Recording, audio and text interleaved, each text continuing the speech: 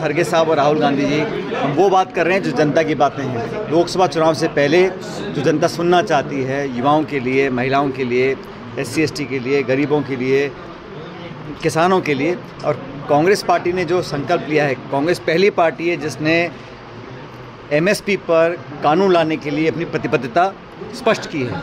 भाजपा 10 साल सरकार में रही है, आज तक उन्होंने ऐसा काम नहीं किया, ना करना चाहते हैं। तो मुझे लगता है ये चुनाव बड़े महत्वपूर्ण हैं और लगातार कांग्रेस पार्टी की मीटिंग चल रही हैं और AICC ने जो अध्ययन करने के बाद लोगों को मैदान में उतारा है, मैं समझता हूँ वो बहुत सबसे जिताऊ उम्मीदवार हैं और अच्छे बड़े बहुमत से इस बार कांग्रेस पार्टी लोकसभा चुनाव में परफॉर्म करने वाली है। राजस्थान के 10 नाम आए हैं, तो ये तय हो गया कि अशोक जी और सचिन पायलट जी अब चुनाव नहीं लड़ेंगे। देखिए, जो भी चुनाव लड़ेगा या नहीं लड़ेगा, इसका निर्णय अखिल भारतीय कांग्रेस कमेटी के अध्यक्ष और हमारी CEC होती है, जो सेंट्रल इलेक्शन कमेटी होती है, वो सारी बात संज्ञान में लेने के बाद अलग अलग व्यक्तियों को, कार्यकर्ताओं को, नेताओं को जिम्मेदारी देती है। किसी को प्रदेश की, किसी को जिले की, किसी को चुनाव की, किसी को प्रचार की, तो अलग अलग काम बटे हुए हैं। लेकिन जो भी चुनाव लड़ रहा है उम्मीदवार, वो कांग्रेस पार्टी का उम्मीदवार है और हम सब लोगों का उम्मीदवार है। तो जो 10 नाम अभी सामने आए हैं, वो सबकी सलाह से, सबको कंसल्ट करने के बाद, बहुत गंभीर विचार विमर्श करने के बाद वो निष्कर्ष पर पार्टी पहुंची है। और आप देखिएगा जो लिस्ट आई है उसमें काफ़ी सारे नौजवानों को मौका दिया है, कुछ अनुभवी लोग भी हैं, लेकिन सबसे जिताऊ उम्मीदवार है उसको पार्टी ने नॉमिनेट किया चुनाव लड़ने के लिए। देखिए, राहुल कुशवाहा जी कांग्रेस में शामिल हुए हैं, क्या लग रहा है कितनी मजबूती राहुल कुशवाहा जी से मिलेगी? अभी हरियाणा में एक वर्तमान लोकसभा सांसद थे, वो भाजपा छोड़ के कांग्रेस में आए हैं। राजस्थान में वर्तमान लोकसभा सांसद, वो भाजपा छोड़ के कांग्रेस में आए हैं। तो हमारे पास तो वर्तमान सांसद विधायक आ रहे हैं और BJP में सब पूर्व जा रहे हैं जो कभी हुआ करते थे। तो इस बात को भी जनता को समझना चाहिए। जो व्यक्ति कांग्रेस की विचारधारा को ग्रहण कर रहा है और जो हमारे लंबे इतिहास को स्वीकार कर हमारे नेतृत्व में विश्वास कर रहा है, उस व्यक्ति को पार्टी में ले भी रही है और मौका भी दे रहा है। मुझे खुशी है कि पार्टी ने लोगों को मौका दिया है उनकी परफॉर्मेंस देखकर और उनका पार्टी की तरफ कमिटमेंट देखकर।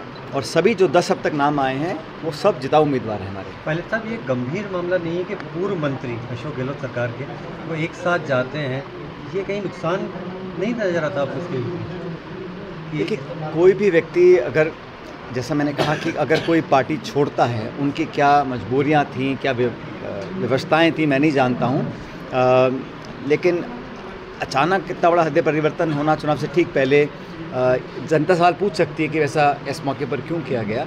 बहरहाल ये उनका व्यक्तिगत निर्णय है, मैं कोई टिप्पणी नहीं करना चाहता हूँ। हर व्यक्ति स्वतंत्र है अपनी विचारधारा को चुनने में, अपने राजनीतिक रास्ते को चुनने में, और ये समय और जनता बताएंगे कि ये निर्णय सही था या गलत था। मैं ऐसा मानता हूँ कि 10 साल के कार्यकाल के बाद अब मैं कई राज्यों में दौरा मैंने किया है, अच्छा माहौल हमारे इंडिया अलायंस का बन रहा है। हमारे 1-2 घटक दलों से हमारी समझौते पूरी तरह संपूर्ण नहीं हो पाए हैं, लेकिन बहरहाल जो 2 दर्जन पार्टियां लड़ रही हैं इंडिया अलायंस में, मजबूती से लड़ रही हैं और मुख्य मुकाबला उत्तर भारत में खास तौर से भाजपा कांग्रेस का होगा। लोकसभा चुनाव की आचार संहिता से पहले CAA का लागू करना किस नज़रिए देखते हैं? ये सही? ये तो बहुत पुराना कानून था, इसको चुनाव की आचार संहिता से ठीक पहले लाया गया है। मुझे खुशी होती अगर ये सरकार MSP पे कानून लेके आती है, ये सरकार नरेगा की तरह कोई रोज़गार संबंधी कानून लेके आती है, जन कल्याण का ऐसा कोई कानून लेके आती है, हम उसका स्वागत करते हैं। देखिए, कोई भी काम अगर जनता के हित में होता है, कि सरकार कोई भी हो, उसको हम अप्रिशिएट करते हैं। लेकिन ये जो किया गया है ठीक पूर्व संध्या पे चुनाव के, ये कहीं ना कहीं इसमें ध्रुवीकरण करने की कोशिश मैं समझता हूँ केंद्र सरकार की रही है।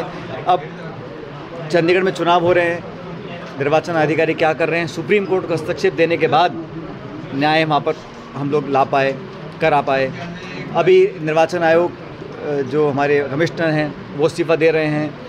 तो बहुत सारी चीज़ें हो रही हैं जो जनता के मन में एक संदेह पैदा कर रही हैं कि जो विश्वसनीयता है संस्थानों की, जो क्रेडिबिलिटी है, वो कहीं कमज़ोर ना हो। और सरकार जानबूझकर ऐसा कदम उठाती है कि विश्वसनीयता कमज़ोर हो हमारी संस्थाओं की, संवैधानिक संस्थाओं की। ये लोकतंत्र के लिए एक शुभ संकेत नहीं है। क्या लग रहा है पायलट साहब के मन में क्या है? अगर इसी को लोकसभा सीटें जहाँ से चुनाव लड़ने की इच्छा है? देखिए, मैंने कहा ना, अभी हमारे 15 लोग हमने डिक्लेयर किए हैं और अगले 10 डिक्लेयर किए हैं, 15 डिक्लेयर करने बाकी हैं। तो जहाँ पार्टी जो उपयुक्त उम्मीदवार होगा, और उम्मीदवार एक ही व्यक्ति है लेकिन पार्टी पूरी चुनाव लड़ती है। आज हमारे टोंक सवाई माधोपुर क्षेत्र से हम लोगों ने, पार्टी ने हरीश मीणा जी को अपना उम्मीदवार बनाया है। तो व्यक्ति वो एक है, लेकिन पूरी पार्टी चुनाव लड़ेगी, वो जिताकर भेजेंगे यहाँ से लोकसभा क्षेत्र से, हम सबका संकल्प है। ऐसे ही जो बाकी 9 उम्मीदवार हैं अलग अलग जिलों के हैं, वो सब हमारे उम्मीदवार हैं और हम पूरी ताकत से चुनाव लड़ेंगे। और जब माहौल में देख रहा हूँ, अब भारतीय जनता पार्टी अगर इतनी कॉन्फिडेंट होती कि 300 पार, 400 पार, 500 पार अगर वो कर रहे होते तो एक एक सीट पर अपने विपक्ष की विरोधी लोगों को क्यों ले रहे हैं। राजस्थान हो, महाराष्ट्र हो, जहाँ पर भी वो एक एक व्यक्ति को अपने पास ले रहे हैं। अगर इतने उनमें कॉन्फिडेंस था अपनी ताकत के ऊपर, तो क्या ज़रूरत है कि विरोधी पार्टियों को तोड़ने की, हमारे पूर्व मंत्री, पूर्व सांसद, पूर्व विधायकों को लेने की। तो ये कहीं ना कहीं जहन में उनके फ़िक्र है कि हम कह कुछ रहे हैं, धरातल पर वास्तविकता कुछ और है। कांग्रेस में भी फिक्र नज़र आ रहा है कि वैभव गहलोत मुख्यमंत्री के पुत्र जो है सीट बदल के चुनाव लड़ रहे हैं। पिछला चुनाव वो जोधपुर से हार गए थे, तो ये फिक्र, चिंता जो है। देखिए, राजनीति में हार जीत चलती रहती है और जो भी टिकट वितरण हुआ है ये कांग्रेस पार्टी के सेंट्रल लीडरशिप ने किया है। परिस्थिति को देखा, क्षेत्र को देखा, जनता की मांग को देखा, समीकरण को देखा और जीता उम्मीदवार कौन हो सकता है, ये देखने के बाद निर्णय लिया गया है। जो भी जहाँ से चुनाव लड़ रहा है पूरी मजबूती से लड़ेगा। कांग्रेस पार्टी एकजुटता से चुनाव लड़ेगी और सफलता हासिल करेगी। राजस्थान और सचिन पायलट का रिश्ता कहाँ तक? जीवन के अंतिम सांस